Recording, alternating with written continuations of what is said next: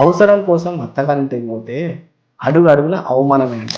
30 ఏళ్ళు దాటినా ఇంకా పెళ్లి కాలేదని అసలు బాధపడదు. నిజానికి నువ్వు ఒక విడాకుల నుంచి తప్పించుకున్నట్టే. అర్థం కాదు కదా, చెప్తాను. తొందరపడి తప్పుడు మనసుతో తాళి కట్టించుకోవడం కంటే మనకు అన్ని తెలిసినాక, అంటే మనకు బుద్ధి వచ్చినాక సరైన వాళ్ళని ఎంచుకోవడం చాలా బెటర్. చాలా మంది అడుగుతుంటారు, నీకు 30 ఏళ్ళు వచ్చినాయి ఇంకా పెళ్లి చేసుకోలేదండి, అసలు చేసుకుంటావా లేదా అని. సో అలాంటి వాళ్ళకు మీరు ఒక మాట చెప్పండి, ఇది నేను పెళ్లి చేసుకోకపోవడానికి నా లోపల ఉన్న భయం కాదు, నేను పెళ్లి తర్వాత అనుభవించాల్సిన బాధ్యతలకు సిద్ధం అవ్వడానికి తీసుకుంటున్న టైం అని చెప్పండి. అవసరం కోసం అత్తగారింటికి పోతే అడుగు అడుగున అవమానమే అంటే. వయసు అయిపోతుందని పెళ్లి చేసుకుంటే జీవితాంతం పశ్చాత్తాపం వినాల్సి వస్తుంది. ఒంటరిగా ఉండడం అస్సలు లోపం కాదు అన్న, తప్పుడు మనసుతో కలిసి ఉండడమే అస్సలైన నరకం. మనిషిని అర్థం చేసుకునే చూపు రావాలన్నా, మన మనసుకు ఏది నచ్చుతుంది ఏది నచ్చట్లేదు అని తెలుసుకోవాలన్నా కొంచెం అనుభవం కావాలి. ప్రేమ అంటే ఎవరు వెనుకనో పరిగెత్తడం కాదు,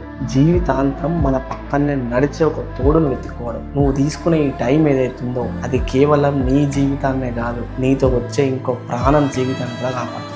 గుర్తుపెట్టుకో, లేట్ మ్యారేజెస్ అనేది గ్యాప్ అస్సలు కాదు, అది మన మనసు, బాధ్యత, ప్రేమ అన్నీ ఒకే చోట కలిపే వరకు తీసుకుంటున్న చిన్న బ్రేక్. అది లోకం బాగుతూనే ఉంటుంది, నువ్వు మాత్రం నీ క్లారిటీతో ఉంది. తొందరపడి మునిగిపోవడం కంటే నిదానంగా ఒడ్డుకు చేరడం బెటర్. ఏమంటావు?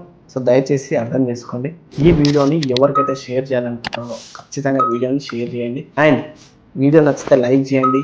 ఇలాంటి మరిన్ని మోటివేషనల్ వీడియోస్ కోసం ఇప్పుడే మన పేజ్ని ఫాలో చేయండి.